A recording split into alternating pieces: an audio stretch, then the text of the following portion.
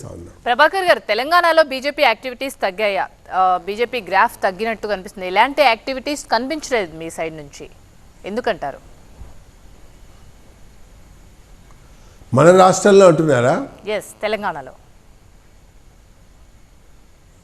ఏమండి, కొత్తగా మొన్ననే ప్రభుత్వం ఏర్పడ్డ తర్వాత కూడా ఒక రెస్పాన్సిబుల్ అపోజిషన్ పార్టీగా, దాంతోపాటు సెంట్రల్లో రెస్పాన్సిబుల్ రూలింగ్ పార్టీగా ఈ రాష్ట్రానికి సంబంధించినటువంటి వ్యవహారాల విషయంలో ఈ ప్రభుత్వం అనుసరిస్తున్నటువంటి విధానాలు, అంటే మేము ఈ కొంత గడువు ఇద్దామని అనుకున్నాం ఈ ప్రభుత్వానికి. కానీ ముఖ్యమంత్రి రేవంత్ రెడ్డి గారు ఎన్నికల సమయంలో 100 రోజుల్లోనే అమలు చేస్తాము, 6 గ్యారెంటీలు ప్రజలకు అందిస్తాము అని పదే మాట్లాడి రకరకాల వాగ్దానాలు చేసి మరి చెట్టు మీద పుట్ట మీద గుట్ట మీద ఒట్లు పెట్టి గట్టెక్కినటువంటి ముఖ్యమంత్రిని భారతీయ జనతా పార్టీ నిలదీసింది, ప్రశ్నించింది, సవాల్ విసిరింది.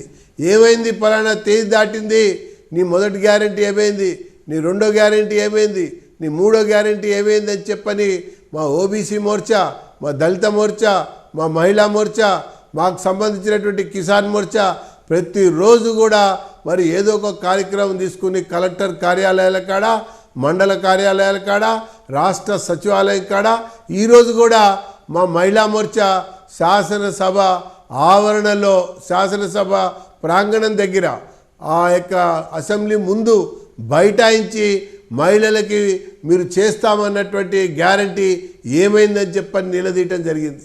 నిన్న ఓబీసీ మోర్చాకు సంబంధించిన వాళ్ళు మరి రిజర్వేషన్ల విషయంలో, జనాభాకు సంబంధించినటువంటి ఓబీసీ జనగణన విషయంలో మీరు ఏం చెప్పారు, ఇప్పుడు ఏం చేస్తున్నారు, స్థానిక సంస్థల ఎన్నికల్లో మరి రిజర్వేషన్లు ఏ ప్రామాణికంగా పాటించబోతున్నారని చెప్పని కలెక్టర్ కార్యాలయాల కాడ ధర్నా చేసింది మా ఓబీసీ మోర్చా అండి. దళిత మోర్చా కూడా అదే రకంగా వీళ్ళ యొక్క డిక్లరేషన్ సంబంధించిన విషయం తీసుకుని దాన్ని కూడా ప్రశ్నించింది దళిత మోర్చా అండి.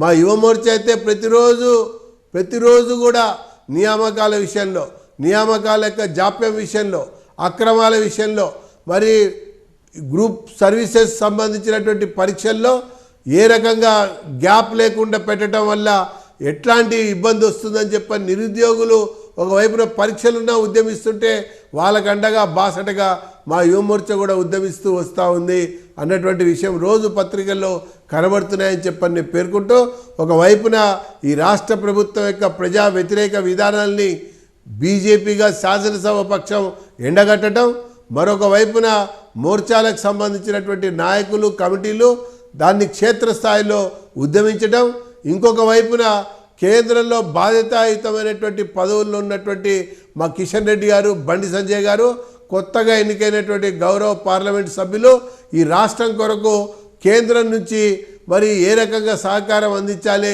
నిధులు విడుదల చేయాలన్నటువంటి విషయంలో దృష్టి సారించి అట్లా కూడా మరి నిర్మాణాత్మకమైనటువంటి సహకారం అందిస్తున్నటువంటి పార్టీ అధికార పార్టీ అయినటువంటి బీజేపీకే చెల్లింది.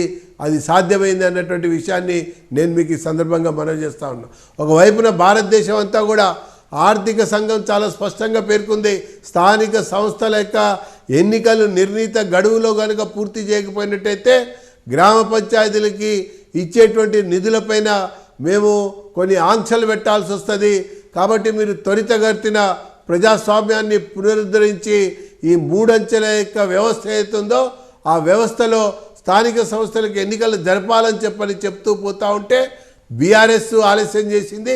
ఇప్పుడు కాంగ్రెస్ కూడా 8 నెలలు అయినా కూడా ఇంకా ఆ స్థానిక సంస్థల ఎన్నికలపైన దృష్టి పెడతలేదు అన్నటువంటి విషయం మనకు కనబడుతున్నటువంటి అంశం అని చెప్పని నేను పేర్కొంటున్నా. ఎవరు గెలుస్తారు, ఎవరు ఓడుతారు వేరే విషయం, కానీ రాజ్యాంగ ప్రక్రియలో, ప్రజాస్వామికమైనటువంటి ఒక వ్యవస్థలో అన్ని అంచెల్లో స్థానిక సంస్థలు, మరి శాసనసభ, లోక్సభ ఎవరి విధులు వాళ్ళు నిర్వర్తించవలసినటువంటి అవసరం ఉంటుంది, ఎవరి పనులు వాళ్ళు చేయవలసినటువంటి ఒక బాధ్యత ఉంటుంది. మరి ప్రజాస్వామ్యం అంటేనే by the people, of the people, for the పీపుల్గా చెప్పుకునేటువంటి మనం ఆచరణకు వచ్చేసరికి దాన్ని నీరుగార్చాలని ప్రయత్నం చేస్తున్నటువంటి విషయాన్ని కూడా ఎండగట్టినటువంటి పార్టీ బీజేపీనే అని చెప్పని నేను మీకు పేర్కొంటా ఉన్నా.